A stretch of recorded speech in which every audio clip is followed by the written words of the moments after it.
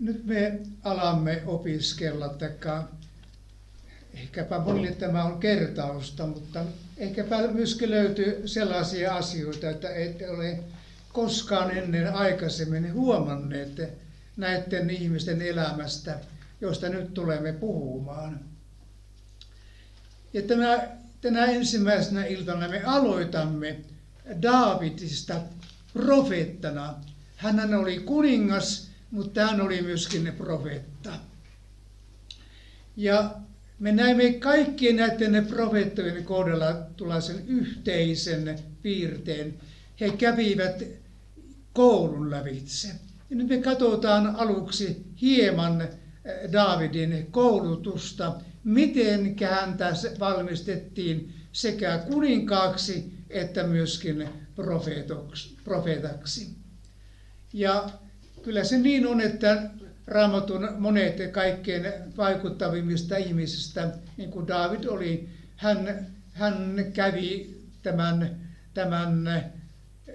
lammasten koulutuksen kautta, eli hän oli paimen, niin kuin järjestään kaikki nuoret miehet olivat paimenia siihen aikaan. Mutta tämä oli Daavidin elämässä yksi tavattoman tärkeä vaihe.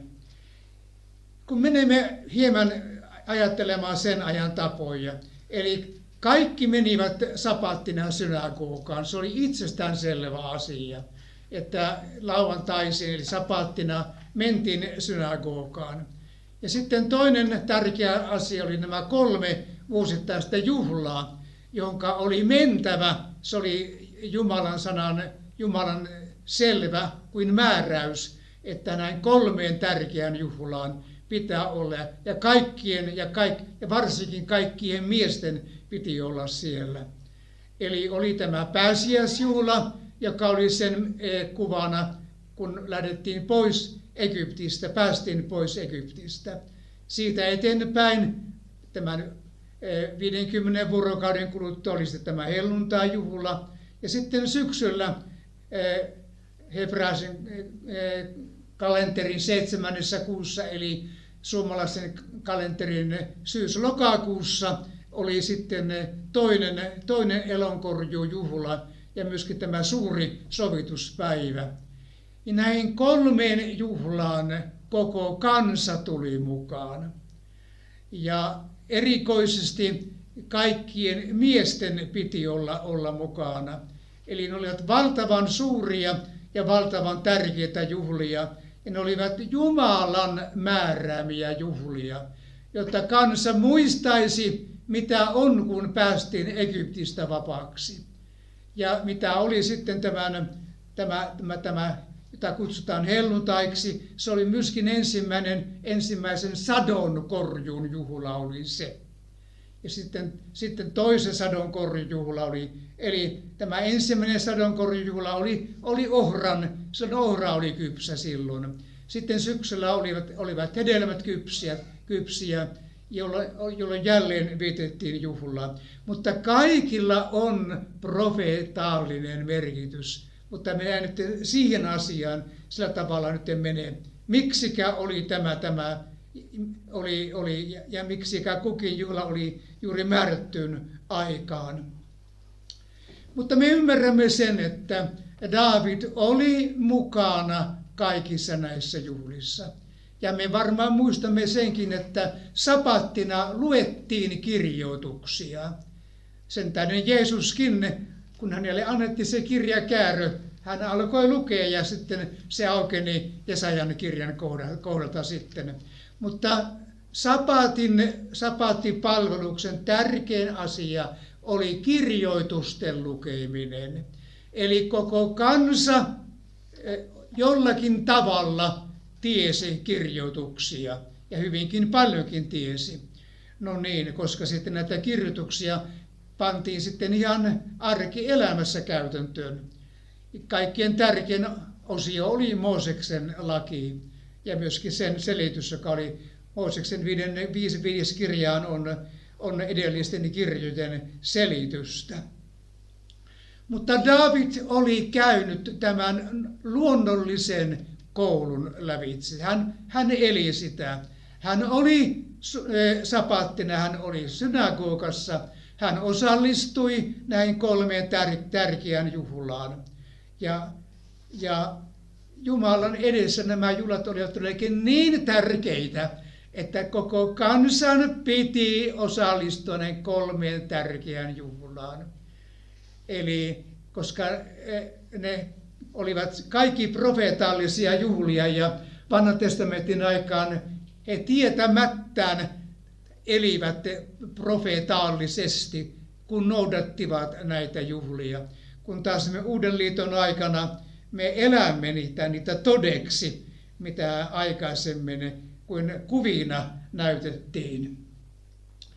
Mutta sen me tiedämme, että Daavid oli paimen. Ja hän joutui jo nuorena siihen kouluun, jolla oli päämäärä ja tarkoitus. Eli Daavid oli Jumalan valitsema henkilö, ja tämä koulutus oli Jumalan valitsema koulutus.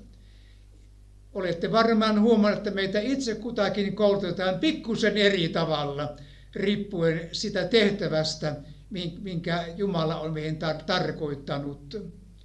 Mutta yksi koulutuksen tärkeimpiä osa-alueita on uskovien yhteys. Se, jos tulee toimeen seurakunnassa, niin tulee toimeen muuallakin. Jos ei seurakunnassa tule toimeen, niin ei hän tule toimeen muuallakaan. Kyllä se niin täytyy olla, että silloin kun on seurakuntayhteys, on kiinteä yhteys, niin siinä Jumalalle osoitetaan, minä haluan ottaa vastaan sen koulutuksen, mikä seurakuntayhteydessä meille annetaan. Ja kyllä se, meidän täytyy kaikkien myöntää, että joskus me oltiin valmiita panemaan rukkaset naulat, että en mene enää. Nyt oli tarpeeksi jo. Mutta kyllä se niin on, että joka seurakuntakouluun suhtautuu ja hyväksyy ja myöntyy siihen, niin hänestä myöskin Jumala pystyy kasvattamaan sellaista ihmistä, jota Jumala voi käyttää sillä tavalla, kun hän haluaa. Koska seurakunnan yksi tarkoitus on itsekyyden pois ottaminen. Ei tämä mene milloinkaan kaikkien mielen mukaan, ei varmasti. Mutta meidän on opittava kuolemaan omalle itsekyydellemme kerta toisen jälkeen. Ja kyllä minun täytyy kyllä kertoa ihan vilpittömästi, että minä rakastan seurakuntaa. Minä olen oppinut 5-vuotiaasta lähtien tulemaan pienestä pojasta ja minä koin heti lapsena, että seurakunta on minun kotiin. Sieltä minä en voi olla pois. Täytyy olla iso syy, että minä jättäisin seurakunnan ja perustaisin jotakin omaa ryhmää.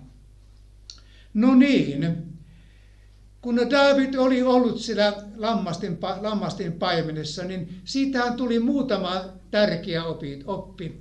Hänen piti pitää jokaisesta lampaasta huolta. Eli lampaat olivat niin arvokkaita, että jos yksi katoaa, niin kuin Jeesuskin vertauksessa kertoo, niin paimen läksi etsimään. Ja kun löysi, niin pani sen harteilleen. Minä olen Intiassa näyttänyt, että kuinka lammasta kannetaan. Se pannaan tähän, sitten tuolla on takajalat, tuossa on etujalat, ja sitten paimen pitää kiinni niistä jaloista sitten, että ei pääse putoamaan. Tämä oli ainakin Intiassa kaikkein yleisin tapa, kuinka lammasta kannettiin, kun oli loukkaantunut tai oli heikossa kunnossa. Mutta kyllä minä Intiassakin opin, että lampaat tunsivat paimenen äänen. Kun se vihelsi määrätyllä tavalla, niin heti lampaat tekivät, mitä se vihellys merkitsi. Ja näin se oli niin kaunista katseltavaa, kun ne kaikki seurasivat paimenta niin tarkkaan. Ei kukaan lähtenyt eikä halunnut lähteä laumasta pois. Eli kaikkein korkeimman koulutuksen saaneet kävivät tämän lammaspaimenen koulutuksen. Ja tämä oli tärkeä Daavidille sekä profeetan tehtävää varten että sitten kuninkaana olemista varten.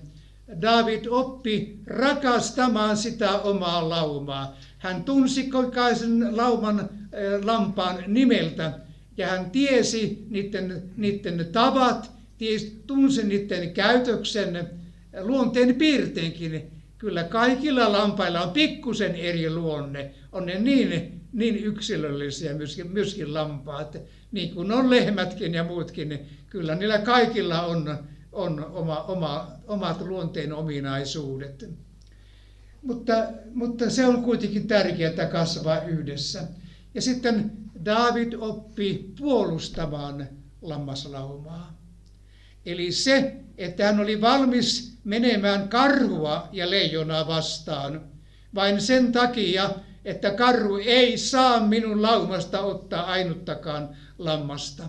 Ja hän tappoi sekä leijonan että karhun. mutta koko ajan Daavid oli tietämättään Jumalan profetaalisessa koulussa. Hän tiesi, että minä pystyn tappamaan sekä leijonan että karhun, ja ne eivät saa saalista minun laumasta. Eli häntä kasvatettiin paimenen virkaan myöskin. Kuningashan oli samalla koko kansan paimen. Piti pitää huolta koko kansasta. Mutta Daavidia kasvatettiin, että hän oli valmis puolustamaan laumaa oman henkensäkin uhalla. Mutta hän näki, että hän voitti aina. Kummassakin tapauksessa hän voitti. Kun on tuo henki, tuo mieli, että mä olen valmis vaikka kuolemaan, mutta nämä viholliset eivät saa minun laumastani yhtään saalista. Sitten Daavid oppi myöskin kantamaan niitä heikkoja. Ihan sillä tavalla, että se pääsi tämä heikkokin lammas sinne lammastarhaan sitten, kun illalla sitten sinne mentiin. Sitten yksi asia, koska hän oli normaali nuori mies ja nuorten miesten kaikkein yleisin tällainen urheilutapa oli oppia käsittelemään linkoa ja kiviä. Ja näyttää siltä, että Daavidin täytyi harjoitella ja paljon paimenessa ollessaan lingon käyttöä. Raamattuhan kertomisi Gebassa oli 400 miestä, kaikki eivät hyviä miehiä, mutta Raamattu kertoo, ne kaikki osasivat lingota kiveen hiuskarvalleen. Ja se on valtava taito kyllä ollut, että hiuskarvalleen oikeaan paikkaan täytyy osua kivi, minkä minä linkoan. Ja näyttää siltä, että Daavidilla oli tämä taito. Sen näki siinä Goljatin kuolemassa, että se sattui, kun Goljathan oli hyvin niin kuin varustettu, oli kypärä oli päässä ja olivat vaatteet, jotka eivät kyllä helpolla mitenkään hajonneet, oli ihan varpaisen saakka, oli säärrystimet oli suojattu ja metallilla ja kankaalla. Mutta kollet oli todella suojattu. Ainoa vapaa paikka oli otsa. Ja Daavidin piti osata millilleen, että se menee siihen prikulleen oikeaan paikkaan.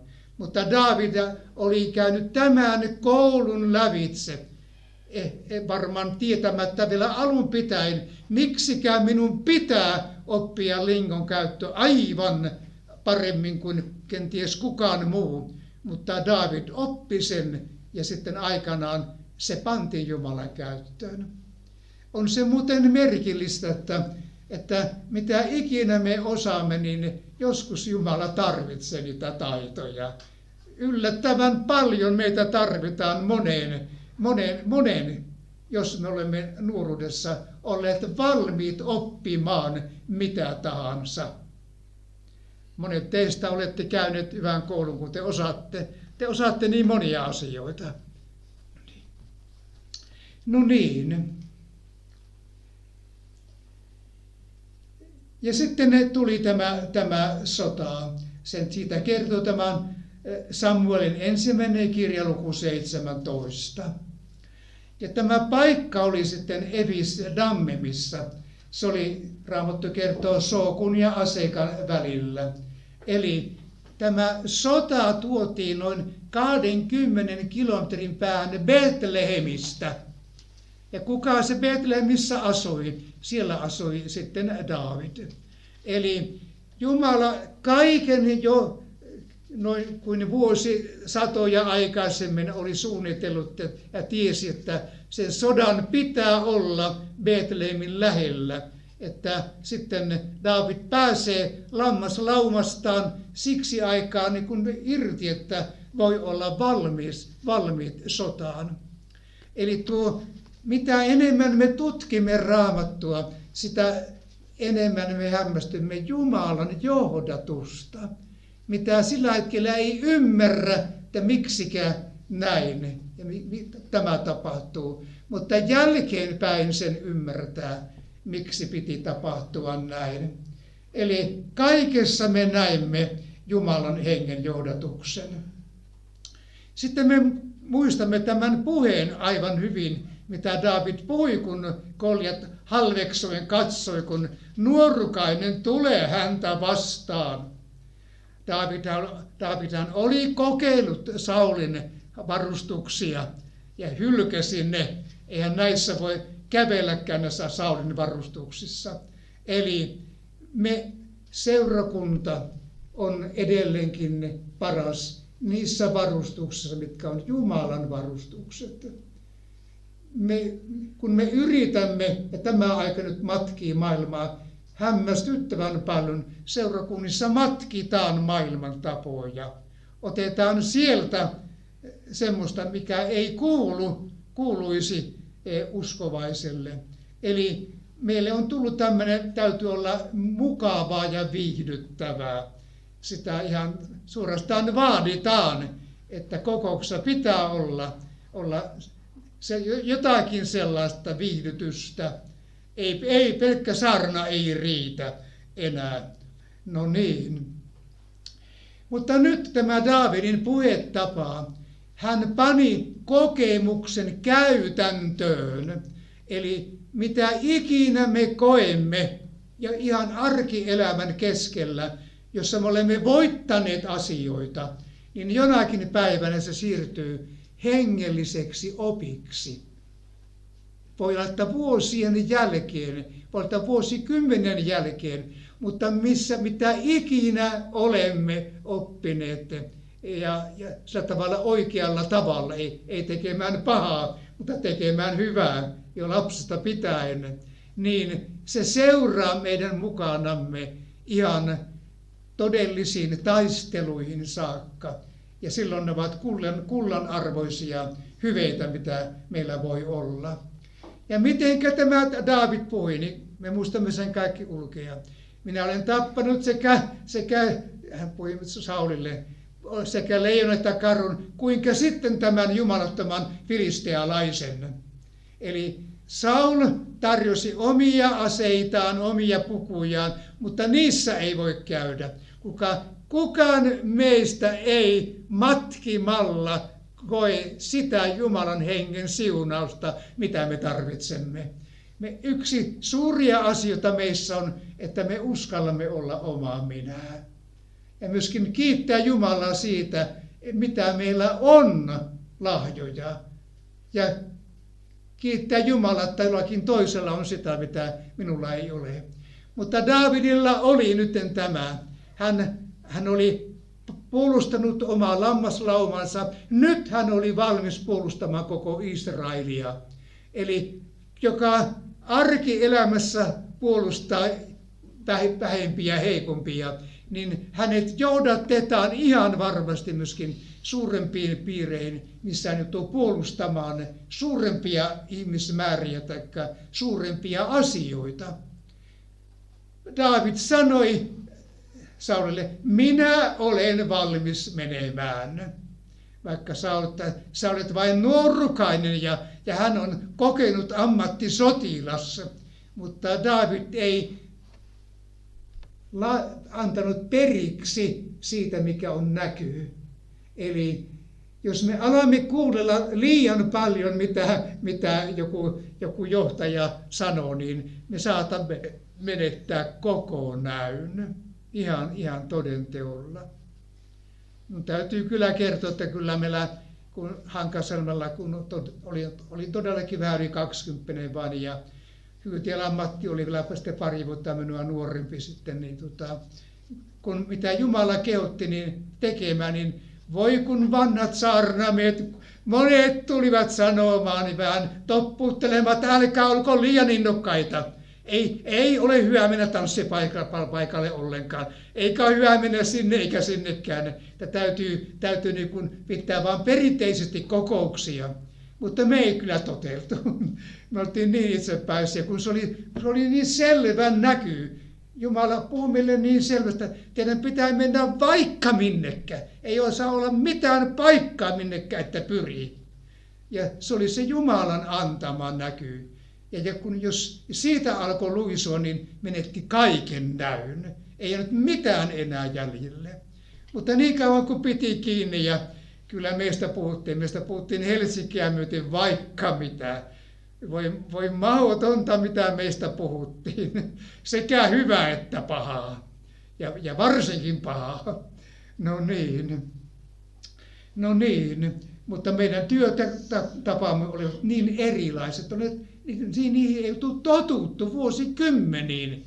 Sitten sitä, mitä Jumala käski tekemään evankeliumin työtä. Ja kun toteltiin vain Herraa, niin sitten saatiin sekä monet siunasivat, monet iloitsivat, onpa hyvä, kun joku menee tanssipaikalle. Jatkakaa, menkää vielä enemmän. Ja varsinkin vanhemmat sisaret olivat oikein kuin työntämässä. Että menkää vaan vielä enemmän.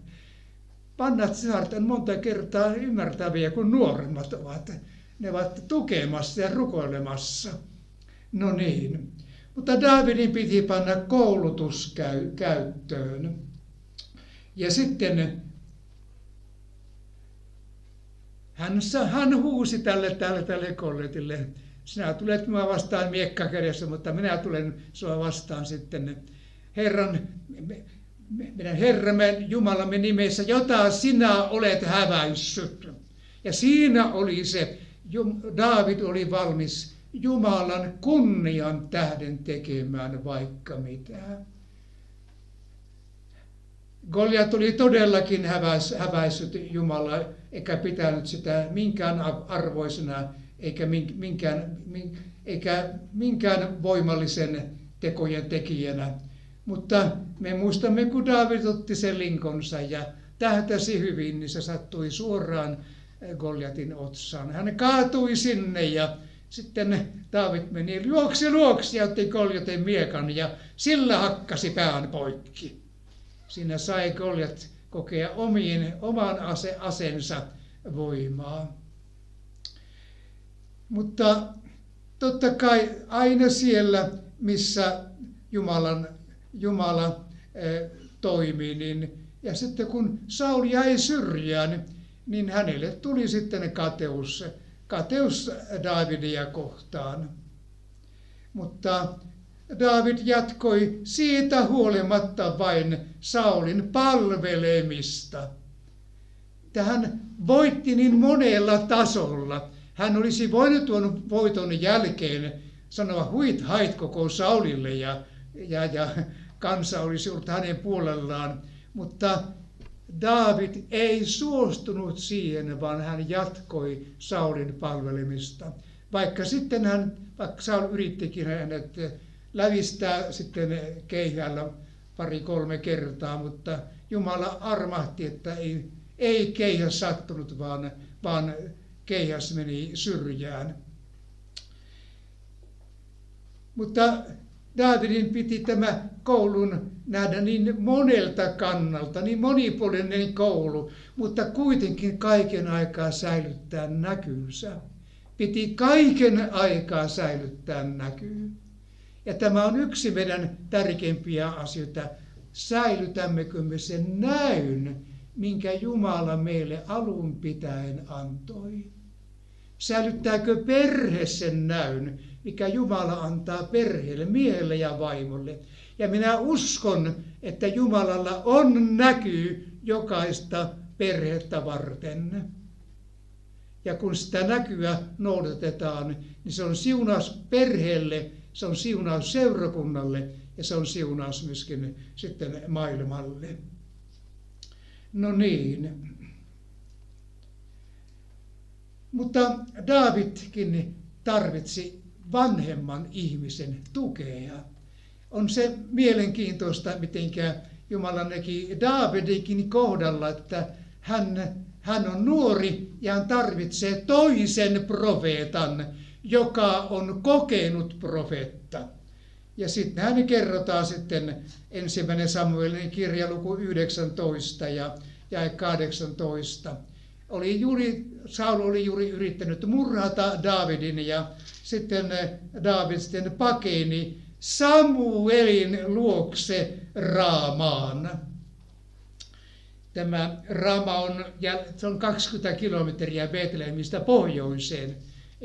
Eli tuon Betlehem oli Daavidille kuin semmoinen keskuspaikka.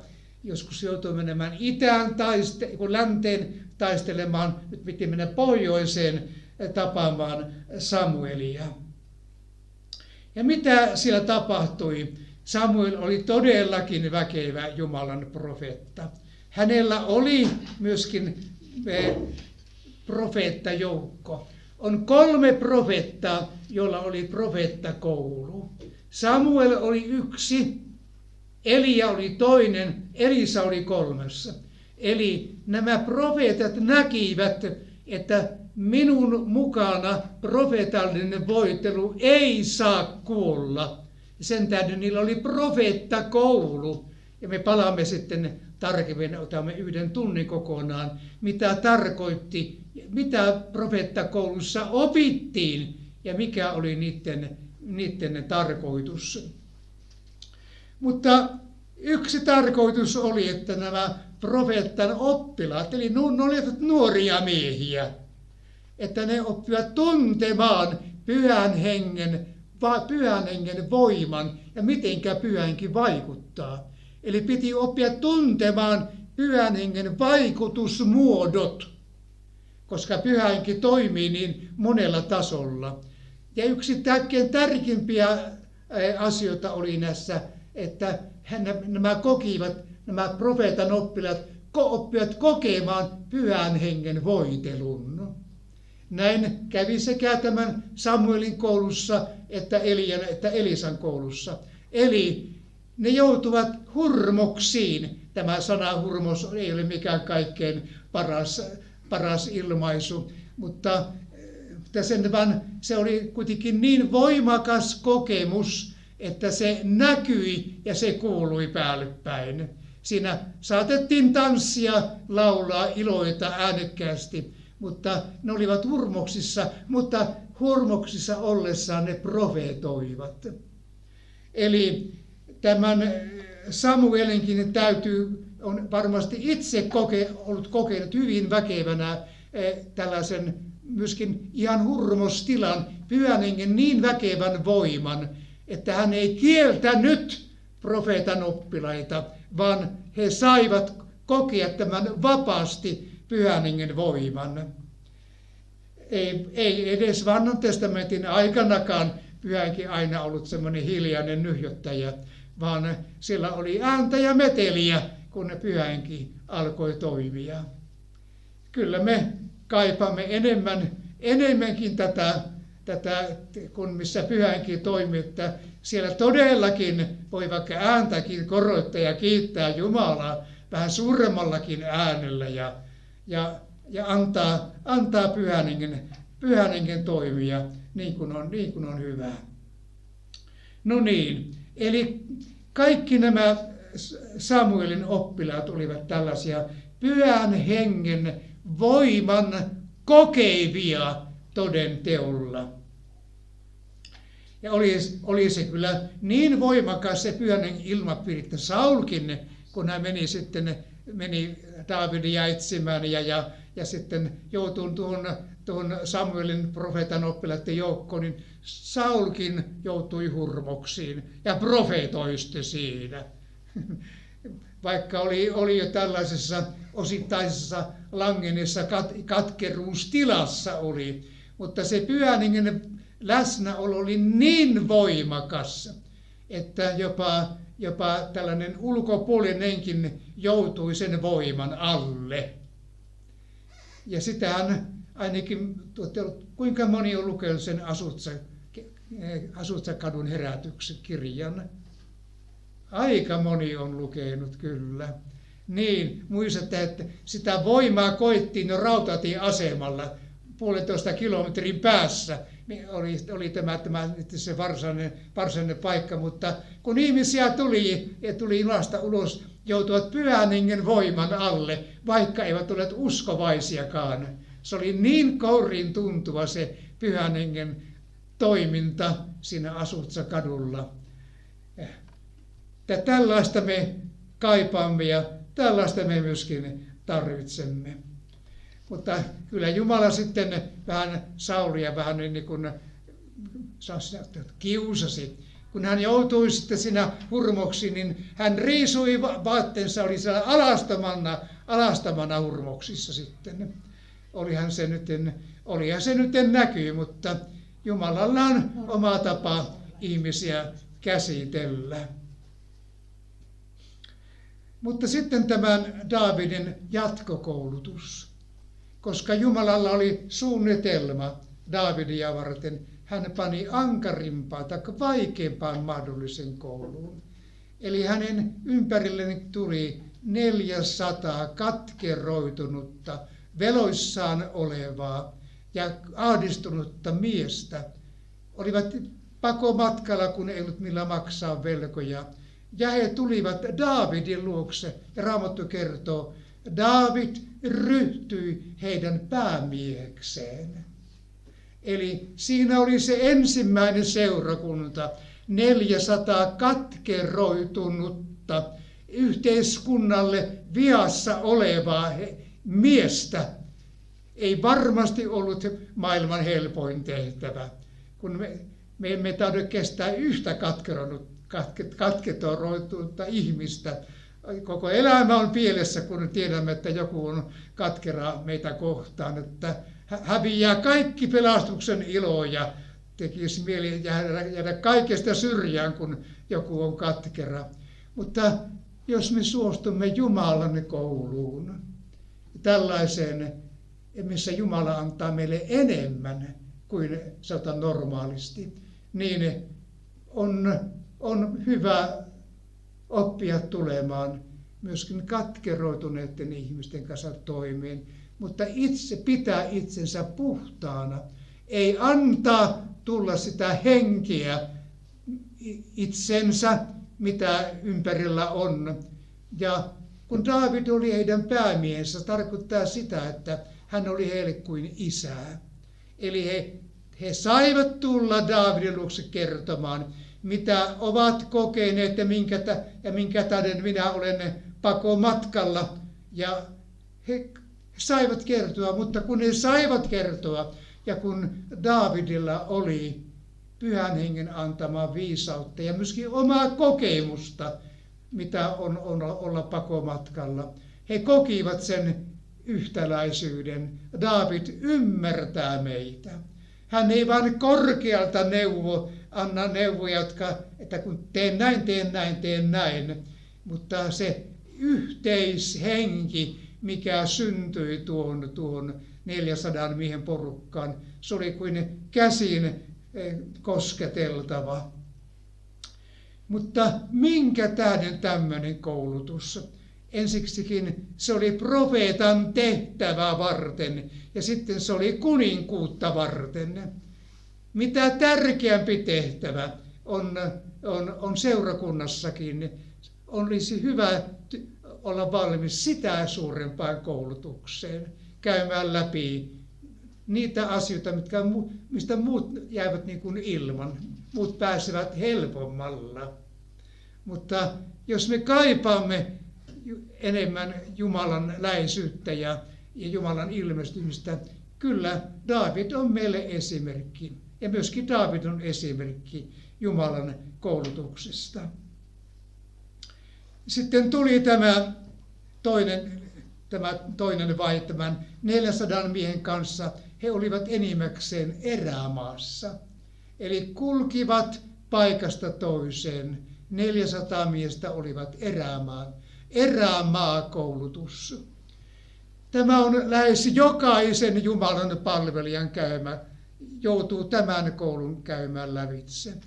Joutuu niin kuin sisäisesti sillä tavalla niin kuin irralleen, että on niin yksin, että on edes turha yrittääkään kertoa muille asioita, kun eivät ne muut ymmärrä kuitenkaan. Ja tämä on yksi koulutuksen vaihe. Mennä tämän läpi. Varmasti monet teistä olette käynyt ja niin minäkin olen käynyt tämän.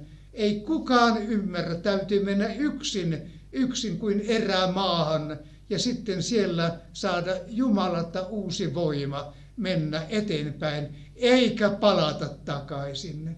Jos ollaan erämaassa, niin se on rajallinen aika, kiitos Herralle. Ja siitä tullaan ulos, ei sunkaan voimat menettäneenä, mutta saatiin uusi voima. Muistatamme, Paavalikin joutui menemään sinne erämaan Jumalan kouluun. Ja siellä hänet valmistettiin korkeimmaksi apostoliksi, väkevimmäksi apostoliksi, mitä koskaan on ollut. Entäpä Jeesus? Hän meni erämaahan. Hän oli öitä erämaassa ja rukoili siellä. Mutta Jeesus antoi meille kuin hengellisen esimerkin. Erämaa on yksi koulutusvaihe meidän kohdallamme. Me olemme erämaa, voi tarkoittaa sitä, että meitä ei kukaan ymmärrä. On aivan turha yrittääkään kertoa sitä omaa tilansa, kun ei kukaan ymmärrä. Ollaan erämaassa. Mutta sen erämaan läpi on mentävä katkeroitumatta. Me ollaan niin riippuvaisia ihmisten arvioinnista ja ihmisten kiitoksesta ja sanomisista, mutta Jumalan palvelijan täytyy mennä erämaavaiheen lävitse ja tulla sieltä ulos hengenvoimassa. Ei erämaassa menetetä hengenvoimaa, vaikka se siltä tuntuu. Meissä tapahtuu jotakin sellaista, mitä ei missään muualla saada. Kiitos Herralle. Ollaan enemmän suostuvaisia tähän Jumalan koulutustapaan. Vaikka se koskee, mutta se on meidän parhaaksemme ja meidän kauttamme toisten parhaaksi myöskin. Kiitos Jumalalle.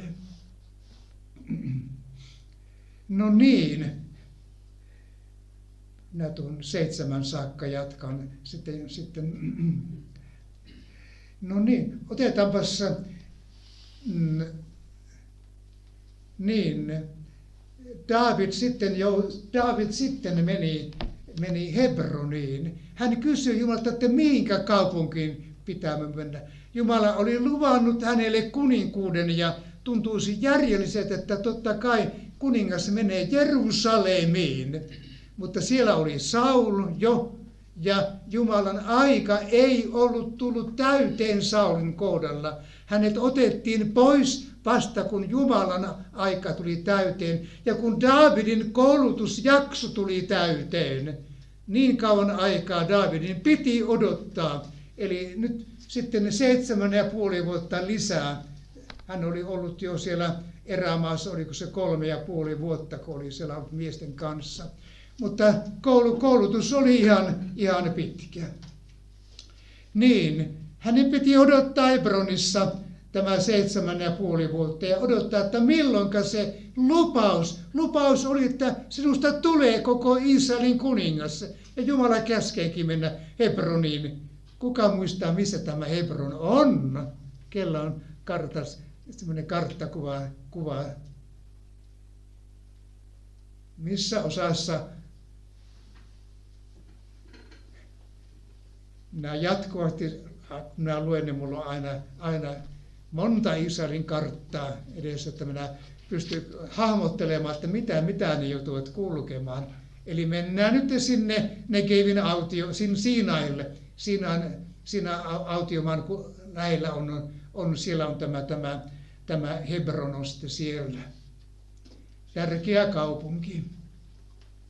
No niin. Eli pitää oppia odottamaan vielä odottamisen jälkeenkin. Oltiin odotettu jo erämaassa, mutta vielä piti mennä odottamaan Hebroniin. Mutta se oli samalla myöskin koulutusvaihe tulevaa kuninkuutta varten, koska Daavid oli jo kuin sen alueen kuningas. hän oli tällainen selvä auktoriteetin omistava henkilö. No niin, mutta mennäänpäs vielä, avataanpas tuo 2. Samuelin kirja. Tämä koulutusvaihe oli vaan aika pitkä, mutta niin se on myöskin meillä, jos vaan me suostumme tähän Jumalan kouluun. Kukaan meistä ei ilman koulua, Jumalan antamaa koulutusta kyllä pääse eteenpäin. Tuli sitten aika, että siellä pohjoisessahan oli nyt toinen kuningas, muistatteko kuka oli pohjoisen alueen kuningas, kun Daavid oli Hebronissa? Eikö se Aahabi ollut? Oliko se Ahab? Ei vielä. Ahab on muutama 100 vuotta myöhemmin. Kuka ensimmäisenä huomaa? Isboset oli vähän aikaa kuninkana, 2 vuotta. Eli Saulin sotajoukkojen päällikkö Abner sitten otti tämän Isbosetin ja hänestä tuli sitten kuningas. Saulin poika Isboset oli 40 vuoden ikäinen tullessaan Israelin kuningaksi. Ja hän hallitsi 2 vuotta. Ainoastaan Juudan heimo seurasi Daavidia.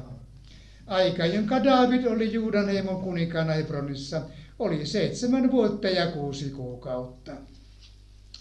Eli nyt oli jälleen tällainen, Saulilla oli hyvin voimakas sotapäällikkö, tämän hyvin tällainen itsenäinen ja itsepäinenkin tämä sotajoukkojen päällikkö Abner. Hän ja hänen veljensä olivat ihan kuuluisia tällaisesta, ei hyvästä luonteesta, mutta kieroudesta pikemminkin. No niin, ja hän nimitti sitten, hän halusi oman asemansa. Hän tiesi, että Daavid on Hebronissa, mutta hän halusi säilyttää oman aseman kuninkaan hovissa. Ja sen tähden nimitti sitten tämän Saulin pojan Isbosetin sitten kuninkaaksi. Mutta siitä ei tullut kovinkaan onnellista kuninkuusaikaa, ei todellakaan. Mutta Daavidin koulutuksen piti vieläkin jatkoa. Jumala tiesi, minkä tähden vietiin tämä koulutus aivan niin kuin loppuun saakka. Hänen piti seurata, että millä tavalla tuo Isboset sitten siellä hallitsee ja mitä hän saa sitten siellä aikaan. No niin.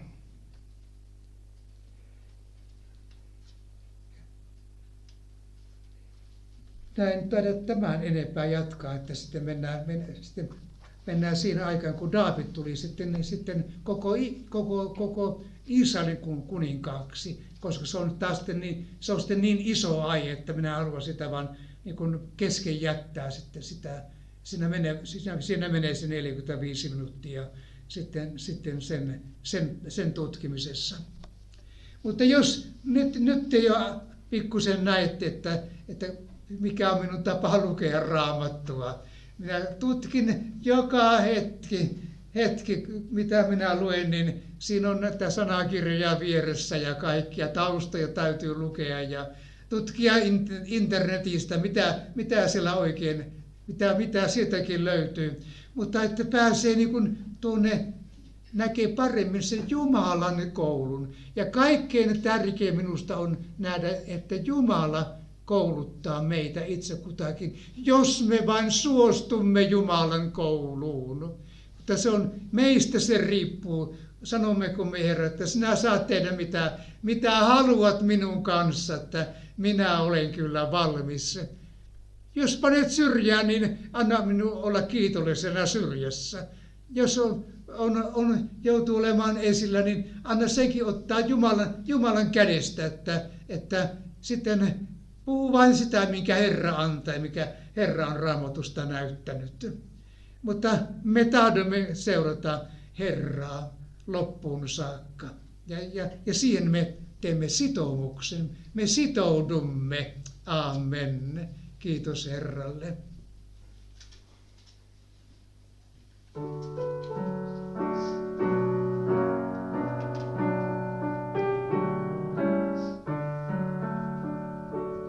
Kiitos sulle, Jumalani, arvostasi kaikesta, joka elinaikanani olet saanut tuntea.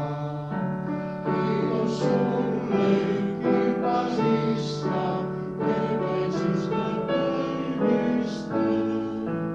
Kiitos myöskin rasalista, siksi syntän lähteistä. Kiitos, että rukouksen olet monet kuulit sä. Kiitos,